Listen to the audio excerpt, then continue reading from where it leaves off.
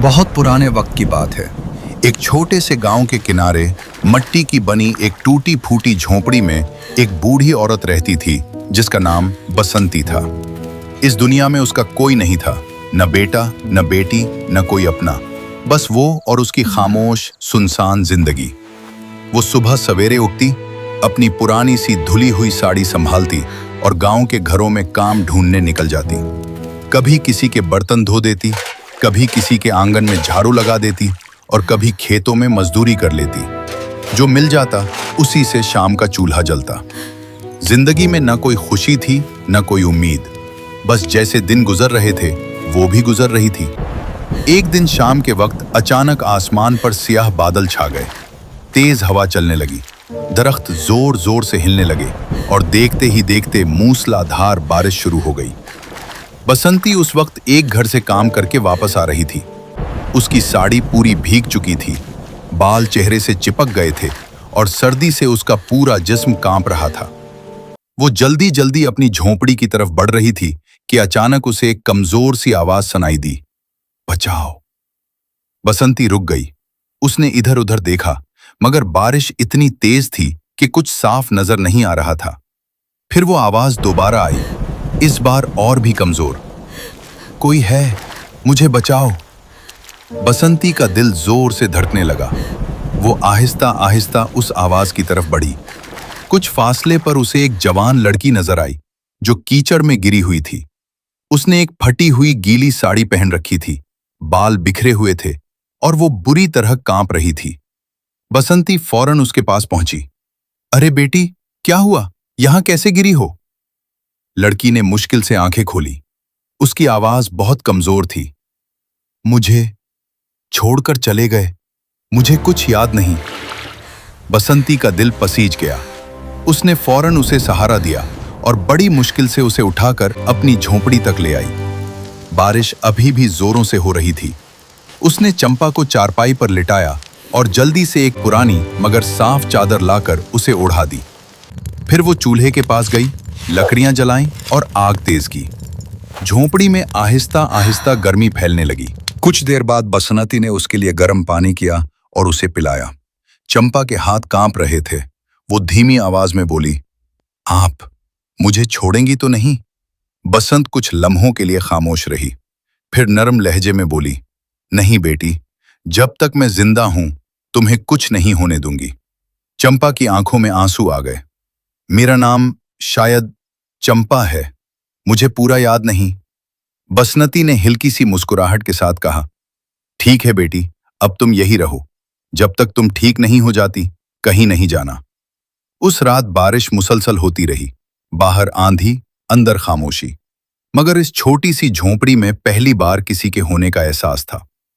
अगली सुबह जब सूरज की हल्की रोशनी झोंपड़ी के अंदर आई तो चंपा ने आहिस्ता से आंखें खोली। वो कुछ बेहतर महसूस कर रही थी। बसंती बाहर बैठी थी, अपनी भीगी हुई साड़ी को धूप में सिखा रही थी। आपने मेरी जान बचाई, चंपा ने आहिस्ता से कहा। बसंती ने उसकी तरफ देखा और बोली, बेटी, इंसान इंसान के काम आता है, बस यही काफी है। दिन गुजरते गए। चंपा अब इसी झोंपड़ी में रहने लगी थी। वो सुबह उठकर पानी भरकर लाती, आंगन साफ करती, चूल्हा जलाती और बसंती के लिए खाना तैयार करती। बसंती जब शाम को थकी हारी वापस आती तो चंपा दरवाजे पर उसका इंतजार कर रही होती।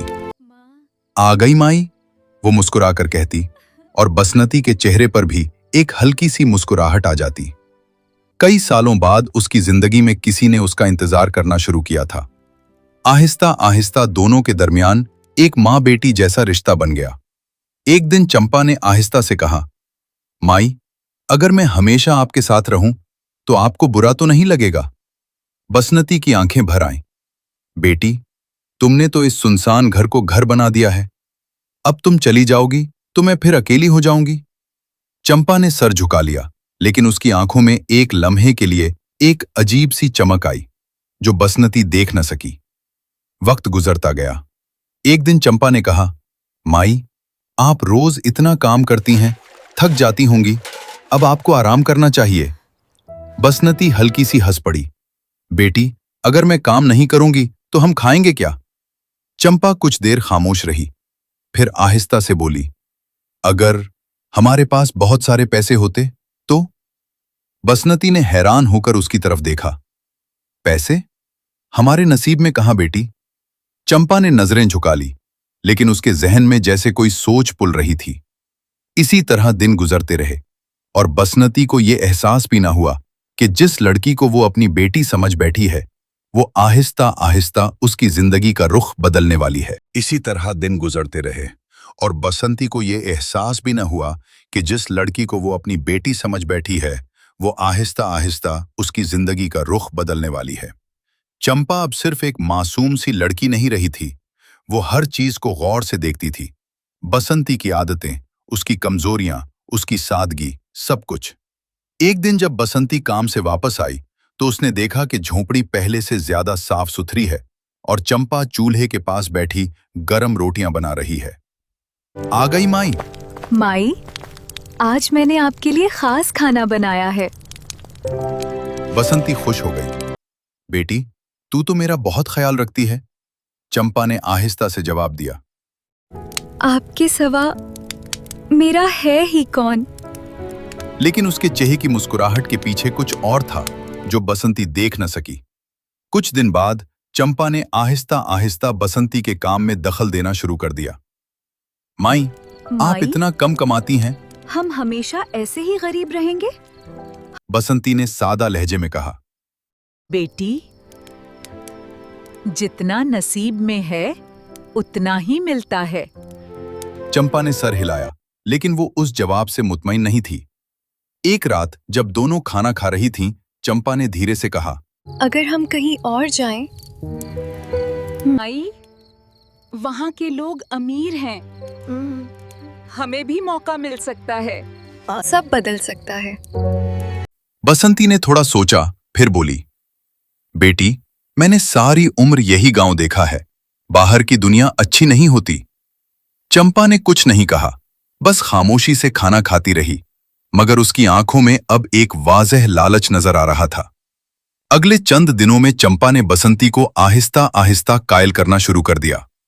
वो हर रोज नए नए ख्वाब दिखाती। सोचो माई, हाँ, अपना घर, हाँ, आराम की जिंदगी।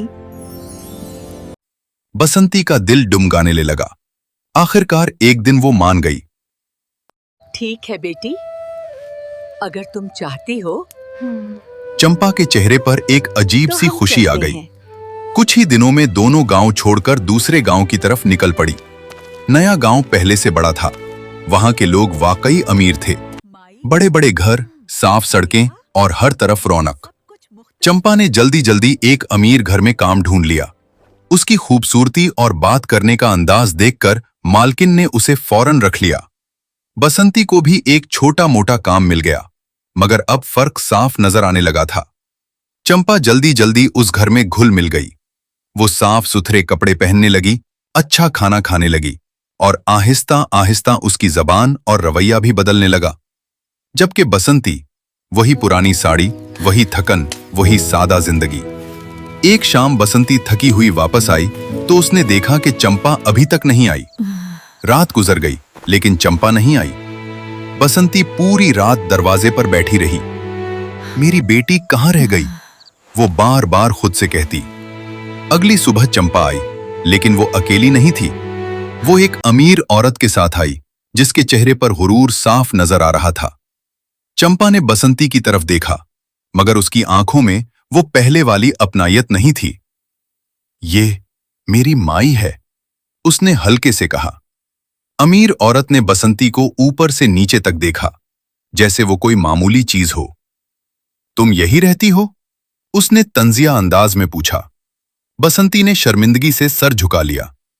जी, चंपा ने फौरन बात बदल दी। माई, अब मैं यहां नहीं रहूंगी, मैं मालकिन के घर रहूंगी। वहां मुझे अच्छा काम मिल गया है। बसंती का दिल जैसे रुक गया। बेटी, तू मुझे छोड़कर चली जाएगी? चंपा ने नजरें चुरा ली। माई, मैं अब बड़ी हो गई हूं, मुझे अपनी जिंदगी बनानी है। बसंती की आंखों में आंसू आ गए। लेकिन बेटी, मैं अकेली हो जाऊंगी। चंपा ने कोई जवाब नहीं दिया। उसने बस अपना छोटा सा सामान उठाया और बगैर पीछे देखे उस अमीर औरत के साथ चली गई। बसंती दरवाजे पर खड़ी उसे जाते हुए देखती रही। उस दिन उसकी झोंपड़ी फिर से खाली हो गई, मगर इस बार तन्हाई पहले से कहीं ज्यादा भारी थी। दिन गुजरते गए।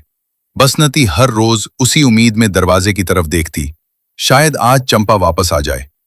लेकिन चंपा कभी वापस नहीं आई। इधर चंपा की जिंदगी बदल चुकी थी। अब वो अच्छे कपड़े पहनती थी, कीमती साड़ियां, जेवर, और आहिस्ता आहिस्ता उसने अपनी पुरानी जिंदगी को भुला दिया। वो खुद को एक नई दुनिया का हिस्सा समझने लगी थी। एक दिन जब वो आईने के सामने खुद को देख रही थी, तो उसके जहन में बसंती का ख्याल आया। लेकिन अगले ही लम्हे उसने सर झटक दिया। वो सब अब माजी है, उसने खुद से कहा। मगर उसे ये नहीं मालूम था कि यही माजी एक दिन उसके सामने इस तरह आएगा कि वो संभल भी नहीं पाए। मगर इसे ये नहीं मालूम था कि यही माजी एक दिन उसके सामने इस तरह आएगा कि वो संभल भी नहीं पाएगी। उधर बसंती की जिंदगी फिर से वैसी ही हो गई थी, बल्कि इससे भी ज्यादा खाली। अब न कोई उसका इंतजार करता था, न कोई उसके साथ बैठकर बातें करता था, न कोई उसे माई कहकर पुकारता था। वो सुबह उठती, चुपचाप काम पर चली जाती और शाम को वापस आकर खामोशी से एक कोने में बैठ जाती।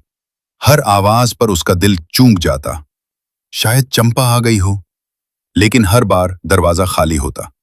आहिस्ता आहिस्ता उम्मीद भी खत्म होने लगी और उसकी जगह दर्द ने ले ली। एक रात बसंती अपनी झोंपड़ी के बाहर बैठी थी। आसमान पर बादल थे, हवा ठंडी थी और उसकी आंखों से आंसू मुसलसल बह रहे थे। बेटी, एक बार आजा, वो धीमी आवाज में बोली। इसी लम्हे उसके दिल में एक फैसला पैदा हुआ, मैं खुद जाकर अपनी बेटी को देखूंगी। अगली सुबह उसने अपने पुराने कपड़े ठीक किए, एक छोटी सी गठरी बनाई जिसमें कुछ सूखी रोटियां थी और एक पुरानी साड़ी जो उसने कभी अपने लिए नहीं पहनी थी। वो साड़ी उसने चंपा के लिए संभाल कर रखी थी। जब मेरी बेटी आएगी उसे ये पहनाऊंगी। लेकिन आज वो खुद अपनी बेटी के पास जा रही थी। बसंती ने अपनी झोंपड़ी को आखिरी बार देखा और आहिस्ता आहिस्ता कदम आगे बढ़ा दिए।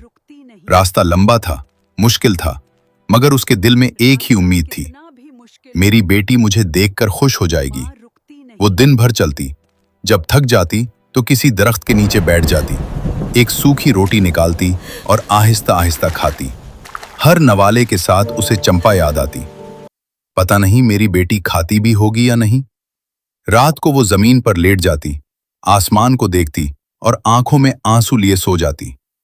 कई दिनों के सफर के बाद आखिरकार वो उस गांव पहुंच गई जहां चंपा रहती थी। उसका दिल जोर जोर से धड़क रहा था।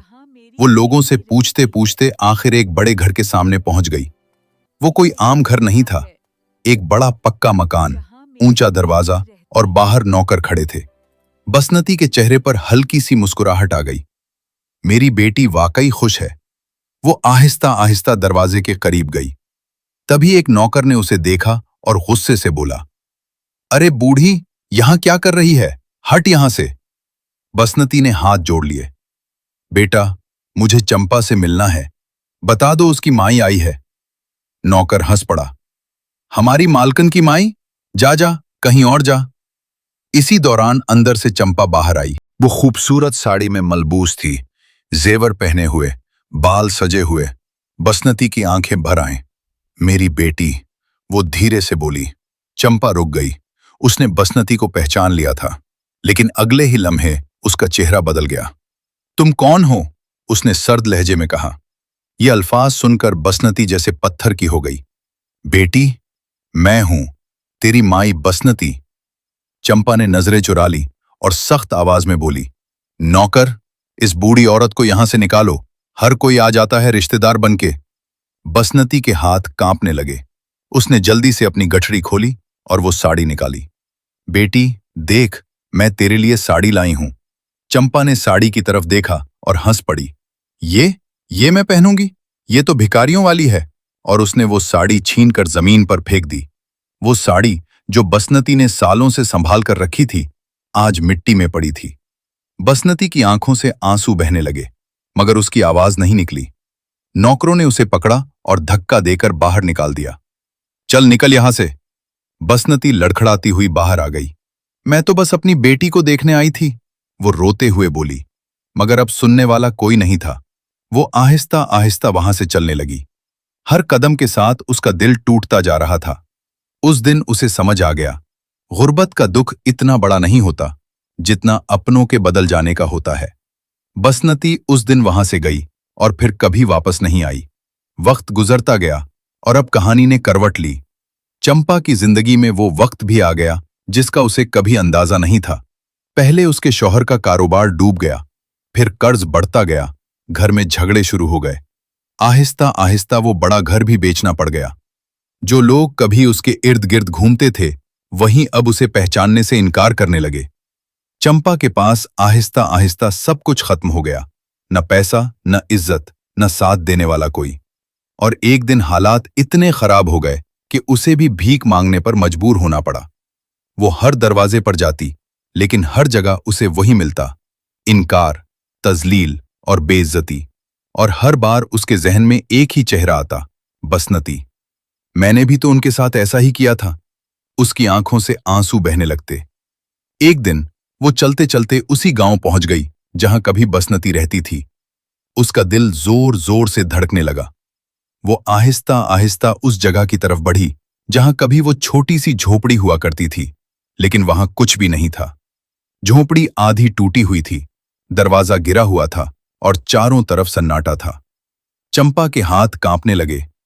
माई, उसने आवाज दी। कोई जवाब नहीं आया। उसी वक्त एक गांव वाला वहां से गुजरा। कौन हो तुम? चंपा रोते हुए बोली। मैं चंपा हूं, यहां बसंती रहती थी, वो कहां है? गांव वाला कुछ देर खामोश रहा, फिर आहिस्ता से बोला, वो तो कई साल पहले तुमसे मिलने तुम्हारे गांव गई थी, फिर कभी वापस नहीं आई। चंपा की सांस रुक गई, उसके पांव तले जमीन निकल गई। वो वहीं जमीन पर गिर गई। उसकी आंखों के सामने वो सब मंजर घूमने लगे। बसंती का प्यार, उसकी खिदमत, उसका इंतजार और फिर उसका अपना जुल्म। चंपा जोर जोर से रोने लगी। माई, मैं गलत थी, मुझे माफ कर दो। मगर अब सुनने वाला कोई नहीं था। चारों तरफ बस सन्नाटा था और उस सन्नाटे में एक सच गूंज रहा था, जो इंसान हमें सहारा देता है, अगर हम उसी को ठुकरा दें तो जिंदगी एक दिन हमें उसी दर्द से गुजारती है। अमीरी, पैसा, बड़ा घर, ये सब वक्ती होता है, लेकिन रिश्ते और इंसानियत, यही असल दौलत होती है। और जब ये हाथ से निकल जाए तो सिर्फ पछतावा रह जाता है।